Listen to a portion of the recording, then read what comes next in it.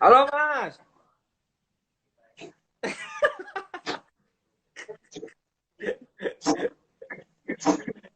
apa kabar Mas Arbain? Selalu baik. Tadi saya pikir, saya tadi tidur paget udah setengah lima, Kak. Ternyata belum telat lah. Tadi aku masuk yang 24 jam yang lalu. Jadi kita mau ngobrol-ngobrol nih Mas. Siap.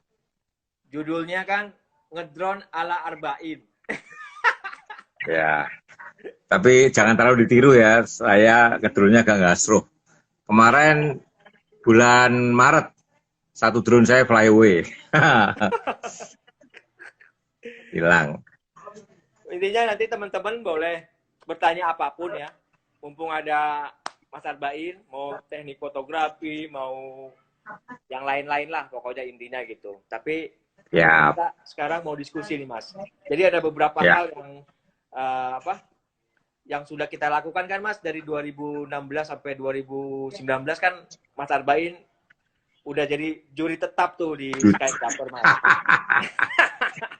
Tapi ngomong-ngomong tadi topinya ada yang hitam, aku punyanya biru, hitam Oh bagus tuh. Aku wis, nanti tak kirim. asik. Tenang aja. Itu kartu membernya udah kuisi, ternyata Bank Mandiri, asik, keren. Iya, Imani. Tapi nggak ada Mas, logonya Mandiri ya? nggak ada, nggak ada. Tapi itu dari Mandiri. Mas, Sip. bagi tips buat teman-teman kalau ikut lomba di Skyscraper kan Mas jurinya nih. Tipsnya Ya, gimana Mas supaya dilirik sama Mas Arbain? nggak usah di Skygraver ya, di lomba manapun. Saya kalau menjuri itu selalu tiga prinsipnya ya, tiga dasar penilaian saya. Satu bagus, dua indah, tiga menarik. Nah, oke, bagus, indah, menarik ya.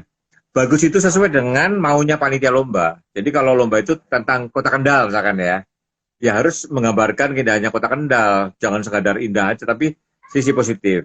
Kalau lombanya tentang wisata Indonesia, ya harus mengangkat keindahan sebuah spot Indonesia. Itu bagus, sesuai dengan bayangkan keinginan pemilik lomba itu apa. Itu yang kita turutin ya, bagus. Ya. Bagus itu sesuai dengan target. Dua, indah. Kita lihatnya seneng. Nah, itu relatif ya. Juri lihatnya seneng, menyenangkan. Mungkin fokusnya bagus, lightingnya bagus. Pokoknya kita lihat seneng. Itu indah. Dan tiga, menarik. Nah, menarik itu yang nggak selalu gampang. Katakanlah Borobudur dari Putuk Setumbu lah, ini bukan drone ya, dari Putuk Setumbu. Itu kan udah nggak menarik karena tiap hari ribuan orang memotret titik itu kan. Atau Bromo dari Pananjakan ya Pak. Tiap hari ratusan orang motret. Bertahun-tahun itu lagi. Indah memang, tapi tidak menarik lagi. Artinya gini loh, uh, sebuah foto itu jadi menarik karena tidak biasa. Juri merasa melihat sesuatu yang baru. Nah itu jadi menarik.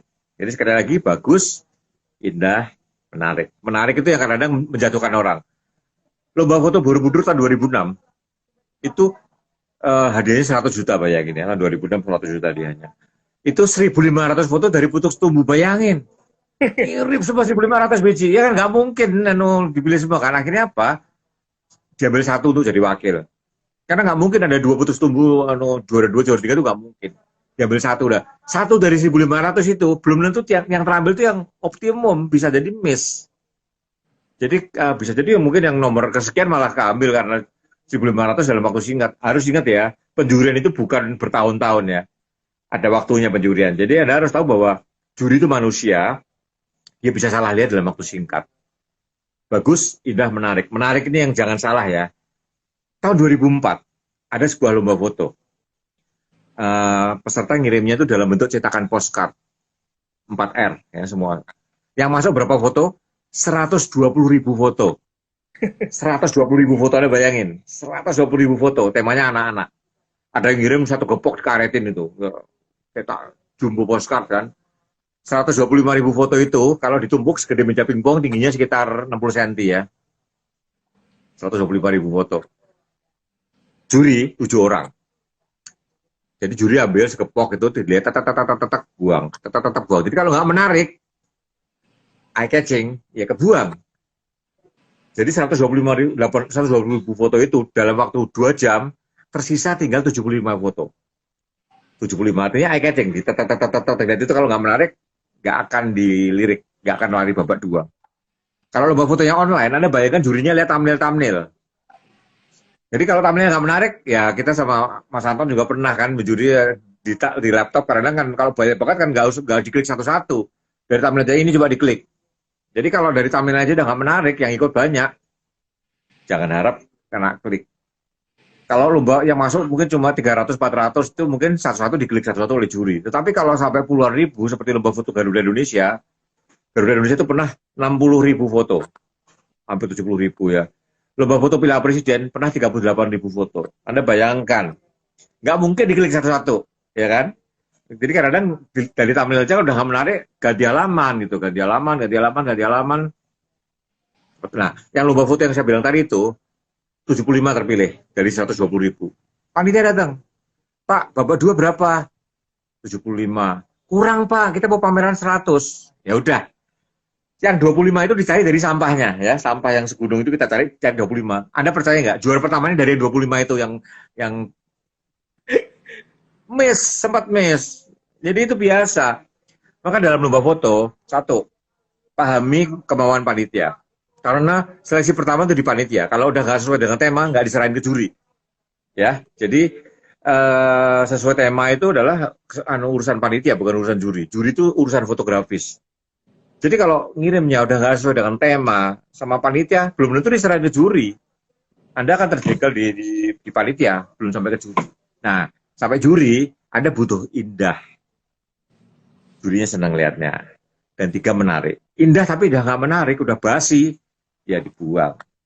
Foto drone sama. Kalau asal tinggi, juri bosen. Kalau lomba foto drone asal tinggi, terus katakanlah melanggar peraturan ya. Ya juri juga nggak enak kan. Ini foto ini bisa membahayakan, bisa nggak bisa juri bisa disalah-salahin, panitia bisa disalah-salahin, membahayakan penerbangan, ya kita akan buang, kira-kira gitu. Itu udah tidak bagus ya, temanya udah tidak bagus, sudah membahayakan orang lain, itu udah nggak bagus. Skygrapher kan kita mempopulerkan bahwa terbang indah amal, gitu. Mantap. Mantap. Indah, menarik. Nah, 3 ini nih yang harus teman-teman catat ya. Karena banyak pertanyaan-pertanyaan gitu, Mas. Ke saya. Ton, ini gimana sih? Apa seleranya Om Arba'in gimana sih? Nah, kalau mau tahu selera saya, cari lomba foto yang saya jurinya, yang menang kayak apa lah itu. Itu salah satu cara mempelajari gitu.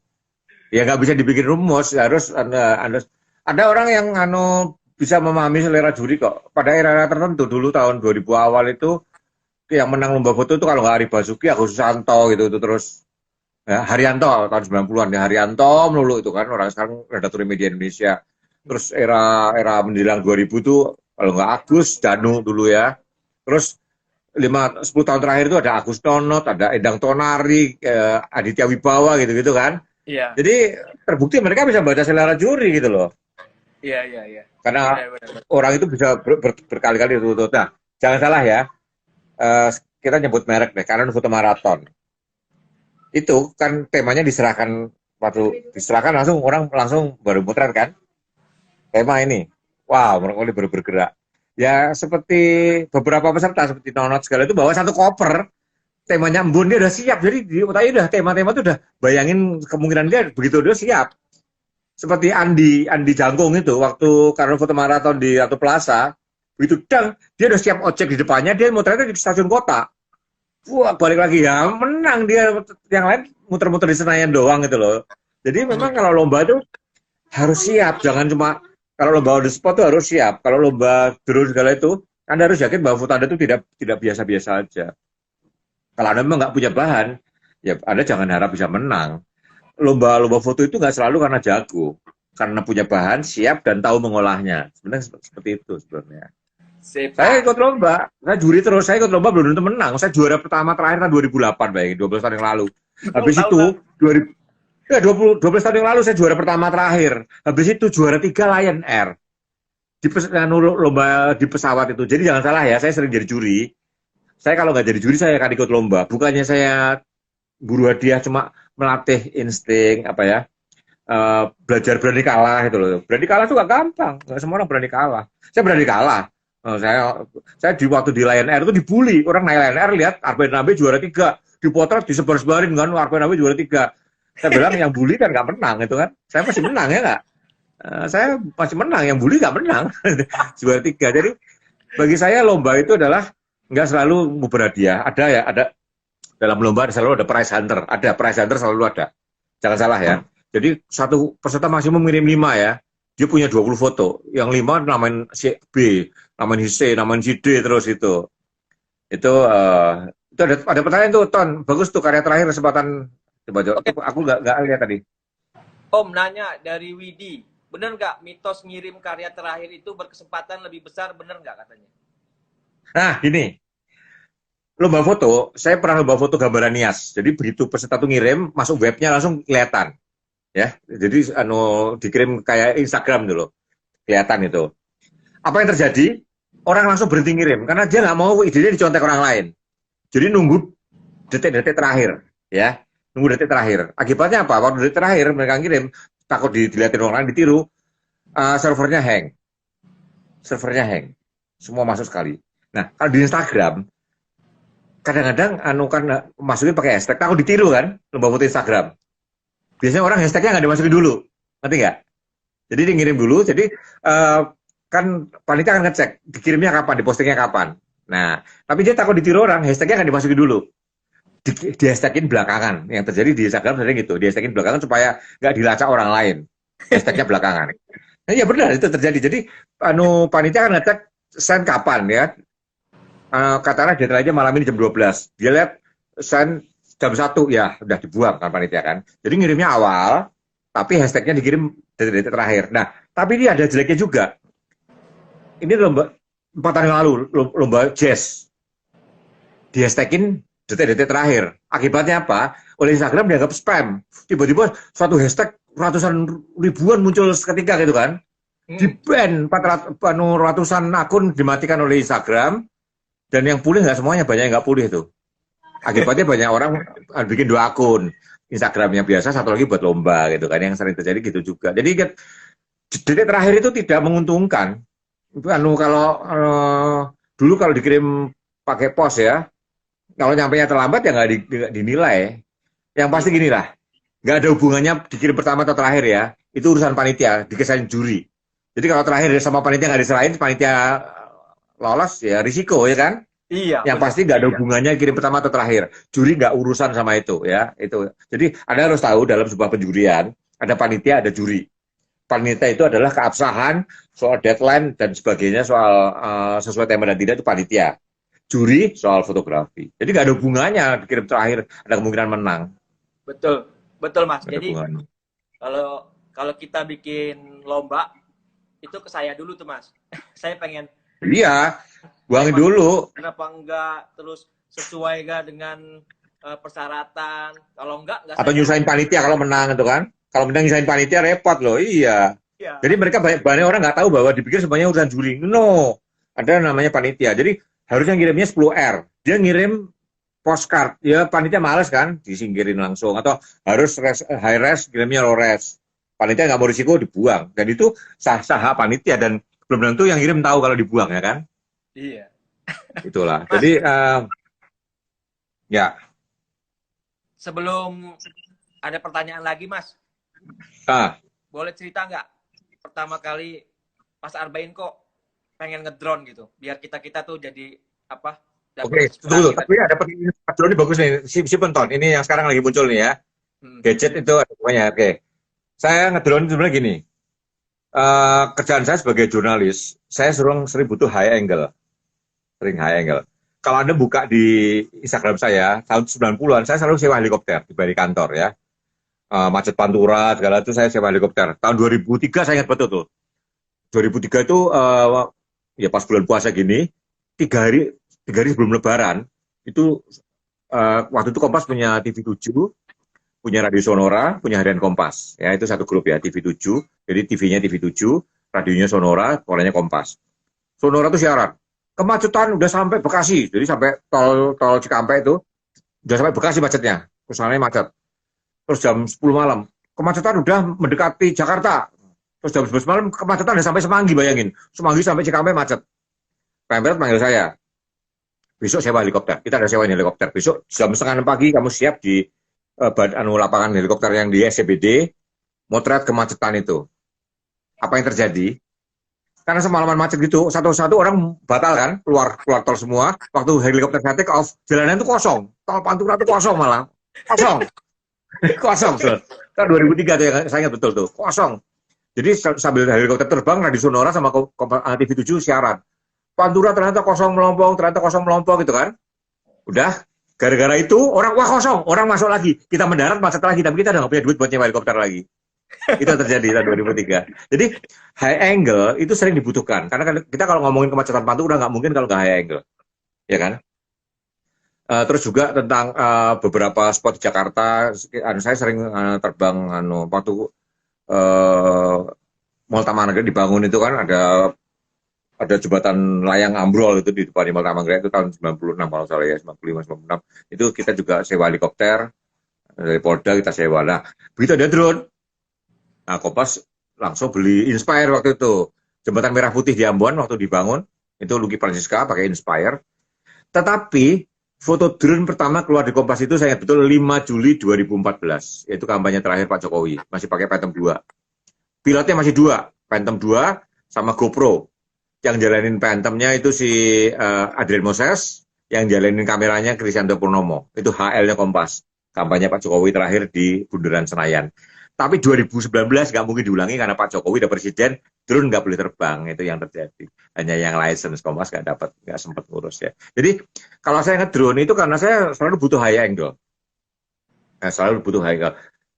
Sampai sekarang saya selalu bawa drone. Saya tiap kali pergi bawa 3 atau 4 drone kadang-kadang. Waktu ke Sabu bawa 3, crash 2. Yaitu makanya karena saya orangnya careless ya, jangan niru saya ya. Saya selalu bawa drone beberapa biji karena pengalaman itu.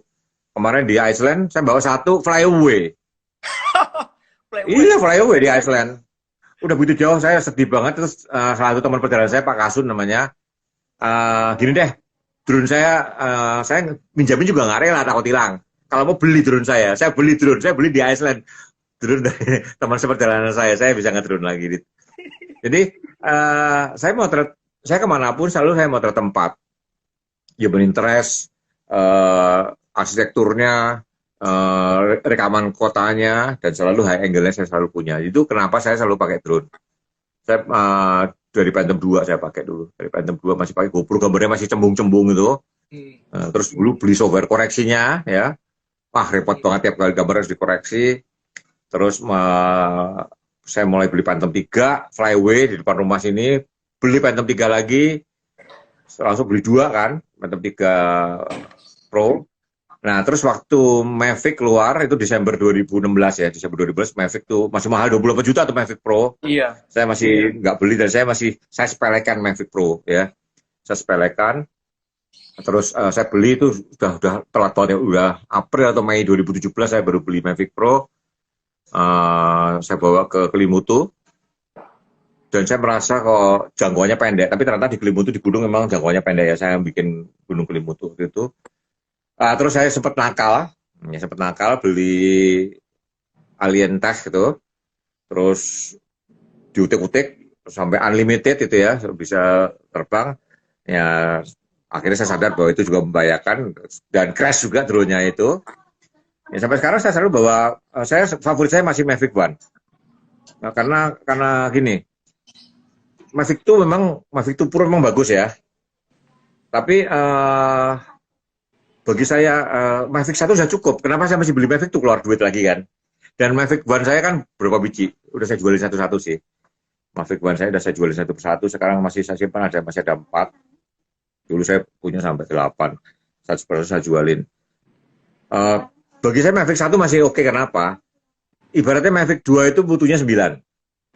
Mavic 1 Pro itu butuhnya 7. Saya butuhnya cuma 6 kok.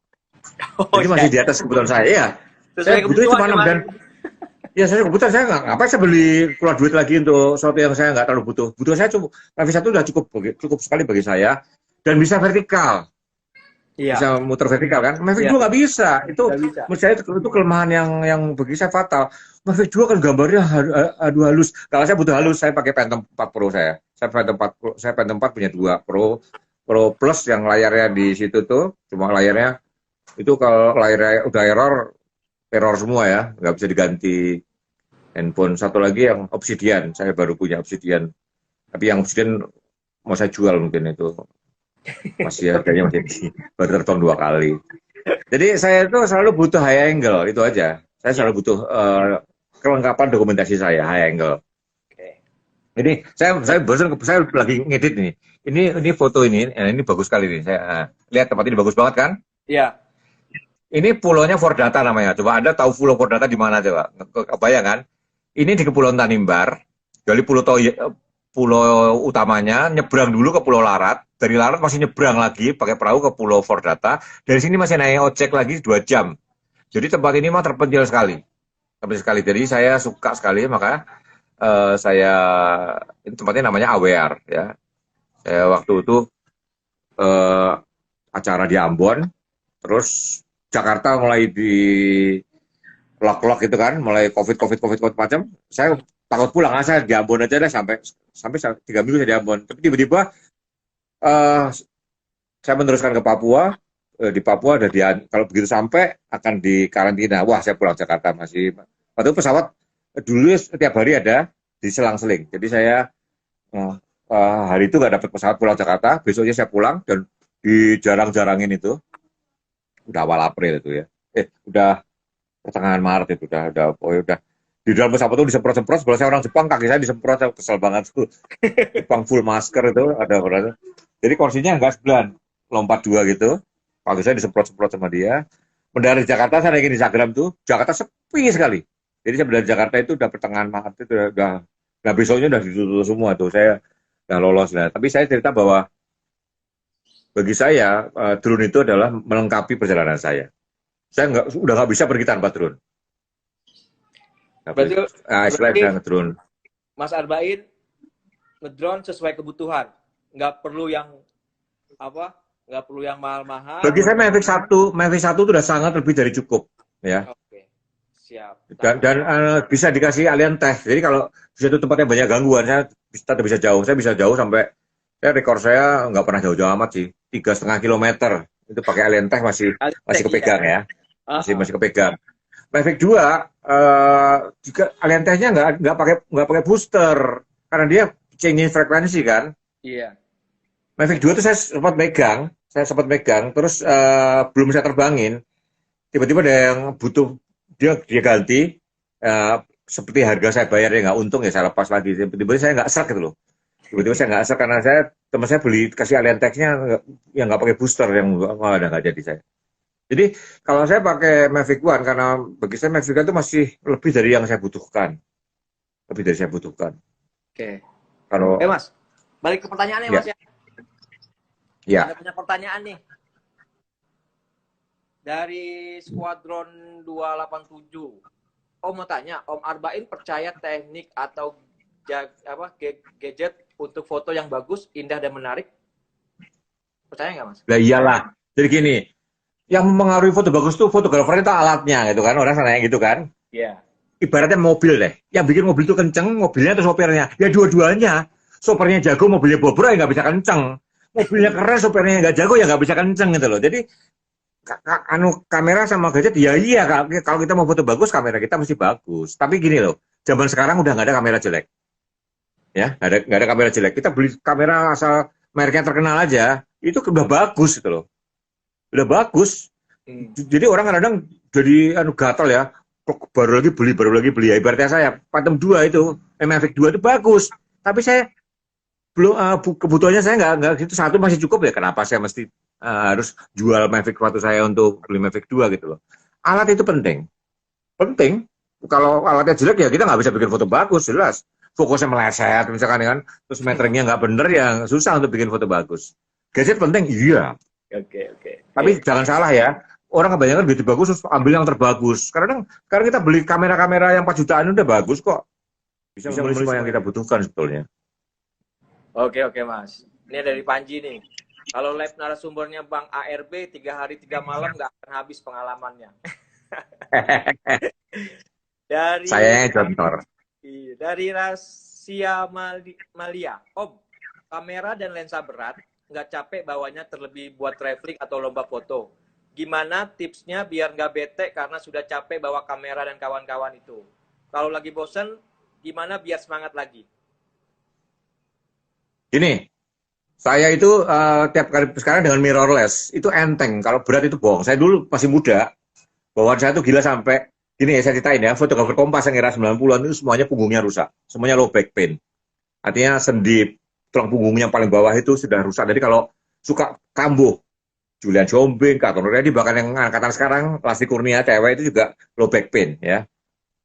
Julian, Hasan, semua itu saya sama. Dulu tuh belum ada tas kamera backpack. Tas kamera backpack itu pertama kali muncul di pasaran itu 1997 ya.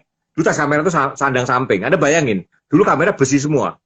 Dan sekarang kan kalau kita ganti ISO, tinggal switch saja kan. Zaman film, satu kamera ISO 100, satu kamera ISO tinggi, satu kamera lagi BW. Kalau terpaksa nyuci sendiri ya. Jadi kita 3 body. Body zaman film Anda kebayang beratnya kayak apa kan? Lensanya besi semua zaman dulu ya. Jadi pinggang sini, sampai pindah sini ya. Akhirnya gini-gini terus kan. Biasanya sendi tulang punggung paling bawah itu udah nggak bener fotografer zaman dulu ya. Apalagi kalau bikin game si game itu bawa lensa 600 mili, 300 mili, 400 mili itu berat semua kan. Anda berbagai zaman sekarang. Bisa bawa kamera satu, ISO-nya bisa dipindah-pindah kan. Mau apapun kan tinggal switch saja. Zaman dulu tidak. Kita satu kamera ISO 100, satu kamera ISO tinggi. Dan zaman dulu kalau suka ikut lomba, satu kamera isinya Kodak, satu kamera isinya Fuji, satu kamera isinya Sakura. Jadi kalau lomba foto filmnya apa kita punya gitu loh. Itu kan maksa zaman dulu. Zaman sekarang udah enteng. Artinya gini, ingat ya, saya cuma bawa satu body, 3 lensa cukup. Buat angle normal sama tele 3. Udah that's all ya. Saya sudah cadangan di koper, nggak usah ditenteng-tenteng. Kalau rusak itu cadangan. Drone saya bawa beberapa, tapi saya tinggal. Yang saya tenteng di backpack saya itu satu drone, Mavic Pro One itu cukup enteng. Phantom itu saya taruh kalau butuh gambar yang lebih bagus, low light segala saya baru pakai Phantom 4 ya. Tapi di pundak saya itu isinya cuma 2 lensa cadangan, satu lensa kan nempel di saya, sapu jagat. Saya sapu jagat dari buat sampai tele. Bukannya sih 4,5, tapi oke. Di punggung cuma satu drone, charger kan ditinggal semua. Drone, baterai cadangan, sama lensa cadangan, udah. Nggak berat zaman sekarang. Sangat tidak berat. Saya udah tua loh padahal. Jadi zaman sekarang kalau ngeluh berat itu kan Anda bikin masalah sendiri bahwa lensa 2,8 nggak terlalu penting. Oke lah lensa prime itu bagus. Tetapi Anda bagus tapi repot buat apa? Mending lensanya nggak begitu bagus tapi Anda dapat gambar banyak kan. Dan faktanya saya mending lensa nggak terlalu prime tapi saya bisa lebih cekatan motret. Banyak orang sibuk ganti lensa wah tajamnya. Bedanya di cetak 10R 40 60 juga nggak terlalu beda kok. Nggak terlalu beda. Lensa saya mahal sama lensa saya murah. Cetakan Anda cuma 40-60 handheld ya, cuma sambil traveling, nggak ada bedanya. Jadi kalau saya bilang traveling, nggak usah lensa yang prima banget, kecuali Anda dibayar untuk bikin kalender, itu urusannya lain ya. Saya dibayar untuk bikin kalender, ke Bromo untuk bikin kalender, saya bukan lensa yang saya bawa untuk traveling, beda. Karena saya niat, saya tungguin. Tapi kalau Anda traveling, pindah-pindah tempat, Anda bawa lensa prime yang mahal banget, percum tak bergun menurut saya. Bedanya nggak terlalu, sementara repotnya iya gitu loh. Repotnya iya, beratnya iya gitu loh. Ya kayak gitu. Oke. Nah kalau bosen, semua orang pasti pernah bosen. Saya bersyukur saya profesional. Kalau saya nggak motret saya nggak makan, ya kan? Jadi kalau saya lagi bosen, waduh ditugasin. Kalau saya nggak motret, nanti gaji saya dipotong, kan males kan? Jadi saya terpaksa motret ya. Atau yang Anda ikut komunitas, lagi hunting bareng, tiba-tiba Anda males, lihat yang lain motret, Anda bisa terpacu lagi. Itu gunanya ikut komunitas. Ikut Skydiver juga, saya kadang-kadang panas lagi lihat-lihat posting-postingan gitu. Ini tertarik lagi. Bosen iyalah, apalagi saya sekarang udah pensiun. Sekarang nggak ada yang nugasin saya untuk pergi satu tempat. Saya pergi sendiri. Ya kemarin ini ke AWR. Sekarang ini saya pergi sendiri, lihat-lihat postingan high angle, wah tertarik. Satu, tinggi saya udah nggak tertarik tinggi-tinggi lagi. Tinggi itu udah malah terlalu kecil bawahnya ya. Justru nggak terlalu tinggi, itu 60-50 itu dapat optimum lah. Betul Mas. Betul banget. Pertanyaan lagi Mas. Yeah. Dari Ombas 93 mau tanya, kebanyakan lomba di IG yang menang followernya tuh sudah puluhan ribuan, apalagi kalau lomba suatu brand. Apakah followers di IG menentukan salah satu kriteria juara? Gini, ada dulu Kompas bikin lomba foto adalah like-nya. Ya, di like. Kalau dia IG follower dia tinggi, like-nya pasti tinggi kan follower dia banyak. Jadi gini, apakah itu sah? Ya sah-sah aja gitu loh. Karena gini, seperti dulu Kompas bikin lomba foto harus masukin ke webnya Kompas terus orang nge-like. Karena Kompas butuh klik waktu itu. Kita baru kompas.com baru berdiri. Waktu itu kita butuh klik. Jadi sah-sah aja. Jadi kalau IG-nya followernya banyak, si lomba itu juga berharap bahwa lomba dia tersebarnya lebih banyak kan oleh orang yang followernya banyak gitu loh. Ya, ada pertimbangan tertentu bahwa dia akan menang lebih tinggi, iya. Jadi followernya banyak itu diuntungkan satu hal bahwa si pemilik lomba senang bahwa lomba dia tersebar kan untuk promosi. Atau karena dia followernya tinggi, dia pengalamannya juga tinggi. Jadi dia kemungkinan follower tinggi itu menang ada dua hal. Satu, sama panitia emang diuntungkan wah ini membantu penyebaran dengan bagus. Satu, diuntungkan oleh panitia. Atau dua, dia memang jago gitu loh. Jadi kemungkinan menangnya ada dua hal itu. Bisa jadi kalau dia followernya tinggi ya pasti dia bukan orang sembarangan lah. Satu juga itu kan. Satu, dia bukan orang sembarangan juga. Satu langkah lebih unggul daripada orang yang followernya sedikit, itu pasti. Terus dua, oleh pemilik lomba, ini kalau dia menang dia akan posting membantu penyebaran lomba itu lebih tinggi daripada orang yang followernya dikit, ya nggak? Logikanya begitu. Ya kenapa orang follower 10.000 sama 20.000 kalau ngiklanin produk honornya beda? Lah iya itu gitu loh. Tingkat penyebarannya, iya. Dulu waktu saya 10.000 berapa itu jelas. Tapi saya sekarang mulai nggak terlalu mau gitu ya, karena kadang-kadang teksnya nggak saya banget itu loh. Saya jadi malas dapat duit segini tapi kok saya jadi lucu, ya nggak deh kadang-kadang gitu. Oke, Mas. Nggak pernah loh. Coba cari. Saya pernah ngiklanin cappuccino. Lucu itu teman saya sih piarnya. Ya, cappuccino di IG saya loh, Arben Rambe. Itu karena nggak enak Mas Arbain nolak kan. Apalagi temen yang minta. Iya, teman saya minta, Mas kopiku dong, promosiin dong, ya deh. Berapa duit ya ada segini mau nggak? Ya udah iseng-iseng waktu itu. Ada tiga postingan. Yang dua saya hapus lagi karena saya malu. Satu saya biarin yang paling norak. Cari deh, tapi udah 4 tahun lalu kali. Saya simpen karena saking. Jadi gini, suruh bikin cappuccino. Saya di satu tempat yang merek itu nggak ada gitu loh. Akhirnya gimana nih? Malam ini harus posting. Bikin aja Mas, kopi susu dibikin busa. Saya tiap pakai sedotan kan busa. Busanya itu gila nih, tau nggak bahasa Jawanya ya. Kan kalau cappuccino bener kan busanya kecil-kecil kan. Busanya kecil-kecil itu kan, itu busanya gede-gede. Saya tunjukin dia, udah nggak apa-apa deh ya posting. Jadi karena gila nih malah saya diemin. Oke Mas. Pertanyaan lagi nih dari Astono Singgi. Tanya Omar Bain, antara foto di konsep ataukah momen langsung yang lebih berpeluang Pinterest oleh juri lomba? Ya nggak bisa digituin dong. Juri mana tahu nih dirancang atau tidak, ya kan? Juri mau tanya hasil. Perkara lu rancang atau tidak itu urusan lo gitu loh. Jadi gini, dalam jurnalistik, foto sudah jadi sebelum dibuat. Jadi katakanlah saya Arbain, sekarang kamu ke istana, Pak Jokowi mau ngomong soal COVID sekarang. Nah, saya dalam perjalanan berangkat ke istana itu saya harus bayangin fotonya kayak apa. Bukan saya berangkat baru mikir di sana. Kita akan kalah, foto kita akan mentah. Foto gini udah biasa, Pak Jokowi ngomong udah biasa. Terus gini biasa. Jadi kita harus merancang foto sebelum dibuat. Sebelum berangkat itu harus kita rancang. Nanti gue mau ternyata apa ya. Nah, sama dalam lomba. Kalau ada lomba foto on the spot, kalau Anda kumahangke ya Anda kalah seperti kalian foto maraton. Itu yang menang yang bawa satu koper properti, bawa kabel telepon, bawa macam-macam ya kan, bawa semprotan buah, bawa akuarium. Itu saya waktu di Sentra Park itu ada bawa akuarium coba. Jadi temanya apa, dia keluarin akuarium gitu loh. Jadi kalau Anda nggak siap, ya Anda kalah. Terus perkara juri membedakan, juri mana tahu nih di konsep atau tidak kan, juri nggak tahu. Tapi kuncinya adalah kalau Anda mau menang lomba, Anda harus siap sebelum motret. Kalau Anda berangkat kumahangke, ya Anda berharap keberuntungan itu namanya.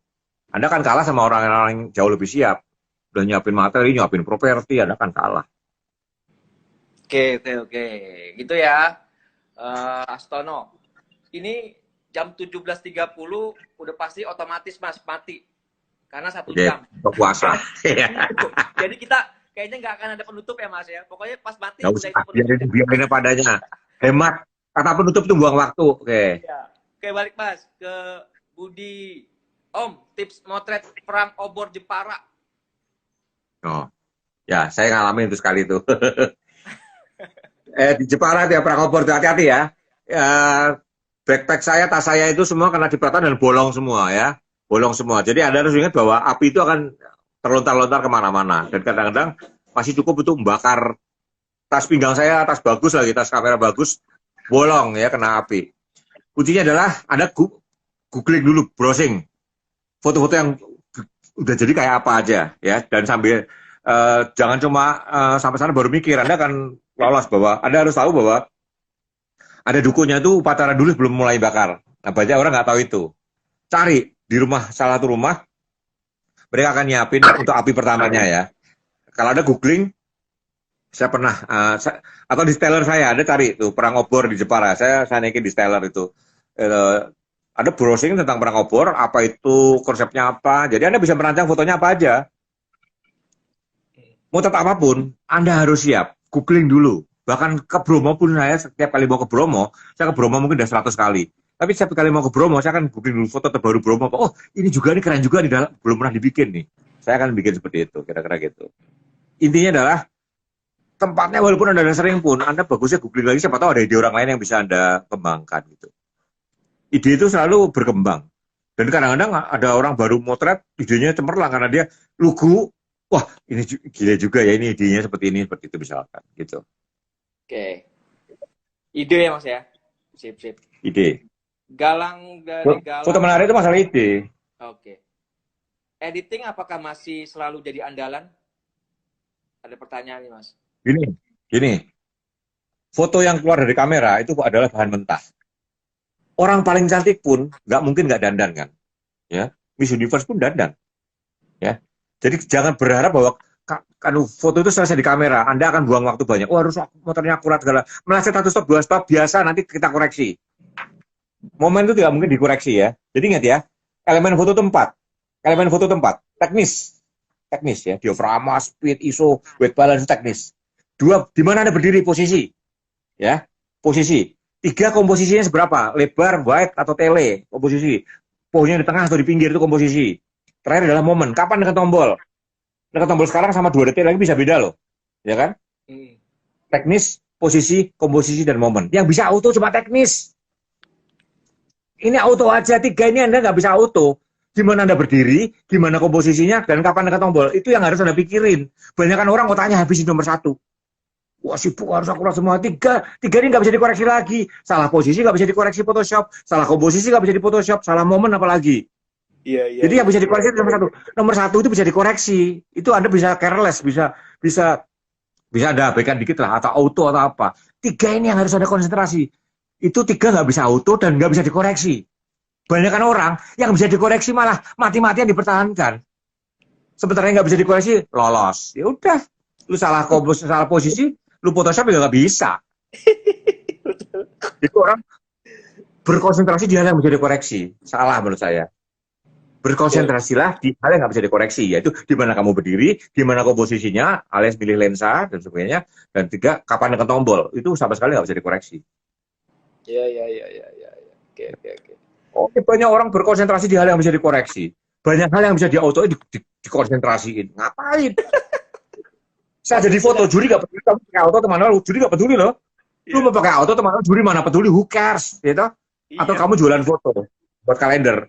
Ini auto atau manual, who cares gitu loh. Ya kan? Iya. Ini tidak, who cares. Edit itu ada batasnya ya. Kalau nggak masuk akal juga aneh, coba deh. Tidak pernah ada foto jelek jadi bagus karena editing, nggak pernah ada. Editing itu hanya menyempurnakan. Langitnya over dikit ya. Awalnya segala digambar ya nggak bisa. Kaku ya. Ingat, editing itu ada batasnya. Dan kalau Anda jualan foto, ya beli itu nggak peduli diri atau tidak kok. Kewajaran itu kelihatan. Di Bromo kok ada candinya ya nggak mungkin itu loh, kecuali pura yang di bawah itu ya. Seperti itu. Banyak orang terlalu menganggap editing itu berlebihan. Editing itu terbatas ya. Dalam jurnalistik, editing itu hanya bisa soal teknis. Salah posisi nggak bisa diedit. Salah komposisi nggak bisa diedit. Salah momen nggak bisa diedit. Kalau Anda ngedit yang aneh-aneh, nggak mungkin nggak ketahuan. Yang motret nggak cuma Anda gitu loh. Jadi jangan terlalu memandang editing itu jahat ya. Editing itu is nothing kok. Editing itu terbatas sekali. Betul. Hanya bisa yang di teknis. Sisanya ya di A. Kalau Anda dia mau bikin Bromo kayak waktu itu gunung di sebelah Borobudur runcing itu kan menggelikan kan. Semua orang tahu jadi bahan guyonan. Pertanyaan selanjutnya nih Mas. Apa benar kalau foto kita udah masuk internet, artinya foto kita udah jadi milik umum? Dilihat umum ya, tapi milik tidak milik dalam hal copyright ya. Makanya saya kalau saya naik internet dicomotin orang saya nggak peduli. Kenapa nggak di watermarkin? Ya ngapain saya di watermarkin? Ya kan?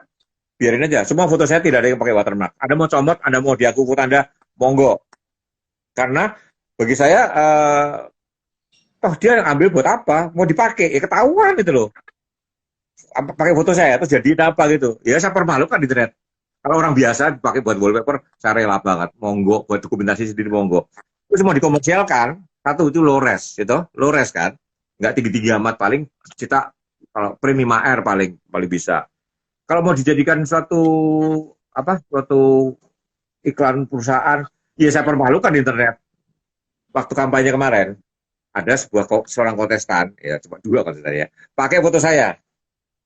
Ini foto saya nggak ngomong-ngomong nggak izin, cabut kan, cabut. Kayak gini loh, milik umum iya, semua orang bisa ngambil. Percaya saya relain aja, no problem kalau saya ya. Cuma kalau dipakai untuk suatu urusan yang berduit, nah itu urusannya lain. Urusannya lain. Sip. Itu setuju banget saya, cocok itu, Mam. Iya. Sekarang pertanyaan lagi. Tapi gini, ingat ya, kalau Anda motret model yang seksi, mending jangan diposting. Saya pernah ngalamin di sebuah tempat esek-esek online, pakai foto teman saya. Mas, foto dipakai, nah gila loh, modelnya si cewek itu, wah dimarahin orang tuanya, jadi heboh kan. Tidak benar. Jadi kadang-kadang prostitusi online itu ngawur orang taruh fotonya. Iya. Main copot sembarangan, namanya juga bisnis yang diam-diam dan samar-samar. Kadang-kadang penipuannya juga tinggi sekali kan. Iya. Itu makanya kalau Anda mau terseksi, nggak usah diupload. Itu penyalahgunaannya serem. Kalau perusahaan foto saya dipakai perusahaan A, perusahaan jelas, saya tinggal kirim kwitansi kan. Iya. Tapi kalau suatu prostitusi online, Anda nuntut siapa? Malah ketahuan Anda buka-buka prostitusi online ya nggak? Iya. Kayak gitu. Jadi coba kalau jangan upload kalau foto itu seksi ya. Kalau lagi motret model seksi, simpen sendiri aja. Kasihan modelnya soalnya ya. Kasihan modelnya. Iya. Karena nggak telanjang loh. Motret biasa aja, tapi dijual di posisi online gimana coba buat menarik minat itu loh. Wih, dia dirabrak bapaknya, dikira dia nggak ngerti sama sekali itu si cewek. Terjadi itu 2008-2009 misalnya Pak. Ya. Tanya lagi Mas, watermark di foto sebaiknya gimana? Ada trik dan tips nggak? Boleh dipakai? Kalau saya nggak suka watermark. Watermark bagi saya merusak ya. Jadi kalau Anda suka ya silakan bikin yang artistik ya, yang nggak ganggu. Kalau saya sendiri nggak suka, karena bagi saya foto itu punya hak untuk tidak dicolong-colong. Kan itu kan watermark itu kan graffiti, gitu. Kalau saya pribadi saya nggak suka, foto saya nggak saya watermarkin semua, biarin aja. Toh orang tahu tuh foto saya gitu loh. Ya, iya. Foto Anda gimana? Ya orang tahu foto saya gitu lah. Iya, saya nggak butuh ngomong itu foto saya, tahu foto saya. Tapi saya pernah tahu ada sebuah foto yang saya kagumi segala, gila ini orang ya. Ternyata foto saya gitu kan, baru tahu kemarin itu. Jadi foto yang mayat di Klender itu, yang Klender toko Jogja di Klender itu kan hampir 200 mayat itu, segunung di kamar mayat itu. Saya sering lihat foto itu, saya lupa tuh foto saya loh.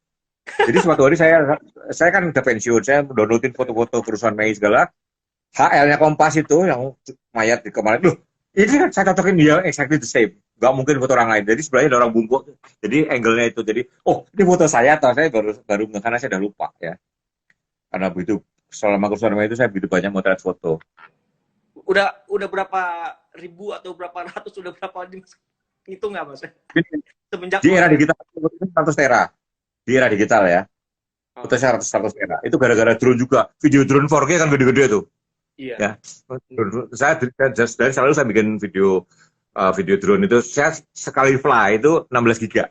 Itu memori card 16 giga itu saya penuhin. Pas turun itu pas 30 menit biasanya. Saya penuhin video dan saya sambil video keliling, video apa. Karena footage video itu pasti ada gunanya ya kan? Iya. Karena kita buat waktu di fotonya ini sebelah mana sih, saya dari shoot keliling. Oh ini tadi sebelah sininya gitu. Di era digital aja 100 tera. Yang sebelumnya itu era film. Saya baru scanin itu disk 6 tera udah penuh. 8 tera itu saya scan beberapa yang sempat saya selamatkan ya. Yang di kantor yang belum sempat saya ambil itu ribuan roll. Jadi saya itu kalau jumlah banyak motret, saya mungkin menang. Tantangan orang ya banyak motret. Saya itu Iya, satu kewajiban dan saya itu gila motret itu. Saya daftar iya. satu kewajiban saya gila motret. Jadi saya itu menang banyak. Jadi saya mungkin kuat banget ini ya. Saya kalau jumlah banyak motret saya banyak sekali. Rekor. Saya menangnya sama orang lain mungkin jumlah frame yang pernah saya bikin banyak kira-kira. Oke. Jadi jangan beli kamera bekas saya juga, kamera yang capek. Ya, betul. Cuma saya nggak suka bursting ya, saya nggak suka berondong. Saya sering satu persatu karena saya menikmati tek pengambil itu. Saya menikmati sekali itu. Terus untuk pencurian foto yang dipakai perusahaan, langkah awalnya itu langsung keluarin kwitansi apa mediasi dulu? Saya nggak terlalu mata duitan ya. Kalau Anda ngikutin sebuah rumah makan pernah pakai foto saya keliling wallpaper, itu dulu dealnya sama saya nggak deal, ternyata dipakai juga gitu loh. Dan itu 12 tahun kemudian baru ketahuan. Itu pun pemilik restorannya udah ganti. Ya saya cuma datang, terus dicopotin semua itu, 20 foto kira-kira, frame-nya kayu jati gede-gede, wah satu frame-nya aja berapa juta itu, saya ambil semua, udah gitu aja. Ada sebuah perusahaan cuma, dia minta, sorry gue nggak tahu tuh foto lo, minta maaf ya udah selesai. Saya nggak suka nuntut saya apa saya cuma menegakkan hak saya aja. Selama ini yang foto-foto saya dipakai, ada cover buku juga, seorang pengusaha terkenal, seorang orang terkenal, bukunya diterbitkan oleh suatu pihak lain, pakai foto saya, nggak tahu dapat dari mana. Saya cuma bilang aja ini foto saya. Anaknya yang ngomong sama saya minta maaf, nggak usah, udahlah. Saya cuma mau diakuin. CD-nya Krisya, ya saya ngomong sekarang ya, itu pakai foto saya, foto itu saya serahkan untuk buku biografinya Krisya, tapi nggak tahu jadi cover CD. Ya saya posting aja ini cover ini foto saya, tapi saya nggak nuntut apa-apa, saya cuma ngomong ini punya aku gitu loh, saya cuma mau gitu aja. Saya butuh duit, semua orang butuh duit, tapi saya merasa hidup saya cukup, saya cuma seneng lah, ini bangga. Jadi kalau foto saya dicolong, itu kesempatan saya bisa bully orang, kesempatan saya bisa pamer gitu lah. Sebenarnya bagi saya menyenangkan di situ. Saya nggak masalah. Jadi kalau Anda naruh foto di internet terus dicolong, Anda bangga bahwa foto Anda itu bagus itu loh. Sebenarnya indikasi gitu loh, bangga bahwa foto Anda dicuri. Ya kalau dipakai tinggal kau-kau aja kan. Itu kesempatan Anda ngetop justru sebenarnya. Jangan mikir duit dulu. Saya gini ya, saya cerita teman saya, fotonya mungkin di tempat cetak ya. High-res-nya diambil di tempat cetak ya. Dipakai jadi satu billboard besar. Yang nggak usah bilang di mana dan kota apa supaya melindungi banyak hal ya. Terus dia marah-marah kan, seorang pengacara nawarin dia bantu. Wah, pakai sidang yang bertele-tele dan dia capek sekali. Dapat katakanlah 100 juta. Honornya pengacaranya 90 sendiri. Jadi dia udah dapat capeknya, dapat haknya dia cuma dan ongkos-ongkos dia lebih dari 10 gitu kira-kira. Jadi menurut saya kadang saya beberapa kasus saya beberapa pengacara nawarin saya males. Satu saya akan repot ya dan secara ekonomi saya cuma butuh pengakuan kan. Ya saya butuh ngablak aja di internet selesai. Saya ngablak nggak ada yang bantah, ya udah itu foto saya gitu. Okay. Saya punya klisenya. Nah, saya tips ya kalau Anda supaya foto Anda nggak ada orang lain ya. Anda mau thread, kalau mau nyetak atau mau diposting, crop dikit sekali, dikurangin dikit. Jadi Anda punya yang lebih gede sedikit. Seperti ketika ada orang yang ngaku-ngaku, Anda punya bukti yang lebih gede gitu. Iya. Ngerti nggak? Jadi kurangin dikit lah, crop dikit. Mau dicetak kayak mau diapain kayak. Jadi kalau dicolong di tempat percetakan, Anda bisa membuktikan Anda punya yang lebih gede dikit. Itu tips saya ya. Oke. Jerry Aurum itu pernah nasihatin saya, Mas kalau punya foto bagus, upload segala supaya tanggalnya diingat-ingat. Ini kan Anda bisa buktikan, saya udah upload tanggal sekian. Ya kan, ini foto. Kamu kapan itu begini gitu kan, kira-kira gitu. Sip. Ini dalam beberapa menit lagi pasti akan putus, Mas. Ya. Iya. Okay. Makanya saya mau ucapin terima kasih, Mas Arbain udah apa? Topi hitam. Yoi, pasti. Langsung dikirim nanti. Lanjut nih, Mas. Ini ada yang nanya lagi nih. Kamera pertama apaan, Om?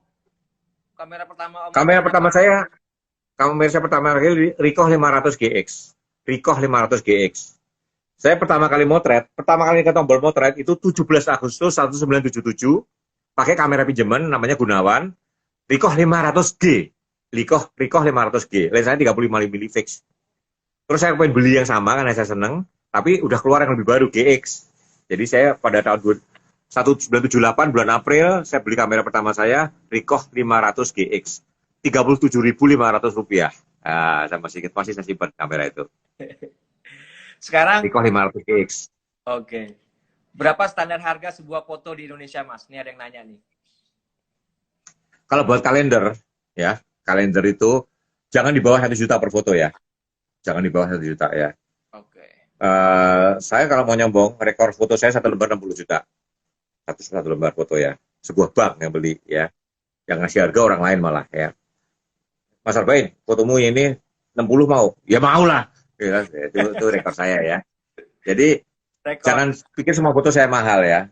2016 kalender Mitsubishi foto saya semua. Mitsubishi 2016 ada cari Mitsubishi. Ada di Instagram saya ya. Mitsubishi itu ordernya juga bagus. Mungkin rekor saya Merpati Nusantara tahun 2000 masih pakai slide itu. Merpati Nusantara tahun berapa itu? Itu orangnya EO-nya udah meninggal. Saya satu foto 50.000 pernah. Satu foto 50.000. Tetapi 1.000 foto. Ya. Jadi satu foto 50.000, 1.000 foto saya dapat 50 juta. Tapi 50 juta bukan buat saya semua. Karena begitu banyak saya nggak sanggup 1.000 foto. Beberapa teman saya salah, kamu nggak fotomu 50 ribuan? Nggak apa-apa deh, daripada nggak ada. Dia store foto-foto tentang anak-anak ya. Waktu itu buat kongres dokter anak, foto anak yang nggak terlalu komersial itu 50.000 ya. Saya pernah foto saya gratis juga pernah buat sebuah panti asuhan di Bekasi. Dia butuh kalender, Mas, dia ponakan saya, Om, kita mau bikin kalender mau bagus Om, foto-foto Om dong, tapi jangan mahal-mahal. Kamu apa? Panti asuhan, saya kasih free. Mantap. Februari tahun 2002 ya kalau salah ya. Jadi juga nggak masalah. Jadi intinya gini lah. Om, gimana ngasih harga? Nah ini kan yang seni kan ngasih harga. Orang selalu bingung itu adalah benturan dua hal. Satu, ingin dapat duit gede, satu lagi takut ditolak. Ya kan? Benturan dua itu kan? Satu aja dibuang, Anda nggak akan bingung. Mau berapapun nggak masalah, Anda nggak bingung kan? Atau tidak takut ditolak. Berapa fotonya? 1 miliar. Nggak mau, ya udah, ya kan? Kan orang takut ditolak kan sebenarnya. Ingin segede-gedenya tapi takut ditolak kan? Seninya di situ justru. Saya nggak bisa ngasih nasihat. Seninya hidup adalah Anda bisa ngasih harga foto Anda. Satu yang saya kasih tips ya. Sekali Anda bilang harga, jangan pernah mau ditawar. Sekali Anda bisa ditawar, Anda kapanpun ditawar terus. Jadi kalau Anda 3 juta, ya nggak mau, ya udah, jangan turun. Nggak mau. Cuma Anda tahu bahwa foto Anda tidak layak 3 juta. Lain kali ada yang nawar lagi 2 juta. Tetapi gini juga, 3 juta, oke. Waduh, tahu itu 4 juta. Jangan gitu juga, itu serakah namanya ya. Iya. Nyesel itu bikin Anda nggak kreatif. Pokoknya gini lah, tiap kali Anda ngasih harga, sebutkan kalau dia nggak mau, ya udah. Jangan mau turun saat itu, karena nanti Anda akan jadi ditawar, seumur hidup Anda akan ditawar. Jangan mau ditawar satu. Terus kasih tip ya, kalau buat kalender, untuk pemula 1 juta sampai 3 juta satu foto ya. Jangan di bawah juta. Itu Anda tidak menghargai profesi fotografi ya. Anda nggak menghargai tenaga Anda juga. 1 juta sampai 3 juta itu untuk pemula, jualan foto buat kalender ya. Kalau Anda bisa naik di atas 3, Anda berani, ya silahkan. Fotoku kelasnya 4 atau 5 per foto, ya udah, silahkan. Nah, orang lain juga, Om buat kalender itu berapa lama makainya? Ya tergantung kontraknya. Jadi katakanlah foto Anda dipasang di Maret, setelah Maret sudah Anda jual lagi, bisa. Atau foto Anda hanya bisa jual lagi setelah sampai Desember, bisa, tergantung kontraknya. Jadi kalau ada kontraknya juga, begitu Maret itu udah berakhir, udah kalender diganti, foto Anda udah ganti foto orang lain, ya Anda bisa jual lagi, ada kontraknya seperti itu. Atau kontrak mati, foto dibeli sama dia, sampai kapanpun Anda nggak bisa jual lagi, ada juga kontrak seperti itu. Sebuah perusahaan minyak pernah beli foto saya habis. Anda harus pegang komitmen ya, jangan sampai foto itu keluar lagi. Anda nggak bisa dipercaya. Itu harga diri itu jungkelin Anda habis-habisan loh. Sekali Anda nggak bisa dipercaya, ini orang jual lagi fotonya ya, jangan. Mas, ini 30 detik lagi Mas. Satu pertanyaan terakhir Ya. nih ya. Tren foto ke depan seperti apa? Dengan banyak brand smartphone yang mengeluarkan barang dengan kamera resolusi tinggi. 30 detik dari sekarang. Ini, smartphone itu bagaimanapun hanya menang di HRS sama detail ya. Dia nggak bisa tele. Coba aja pakai tele buat smartphone susah karena megangnya emang nggak enak. Jadi smartphone itu kameranya hanya bonus sebetulnya, ya, hanya bonus. Terus dua, dia karena sampai sekarang ya nggak ada rana, nggak ada diafragma, dia rentan sama goyangan. Coba muter balik-balik pesawat, ada di Instagram saya. Berarti nggak karu-karuan. Handphone itu, Anda lompat-lompat aja gambarnya nggak karu-karuan. Dia rentan rentan gerakan. Jadi dia hanya bisa kalau kalem ya, tenang, nggak bergerak, mostly wide angle dan sebagainya kira-kira gitu, mostly wide angle. Handphone itu ibaratnya bajai.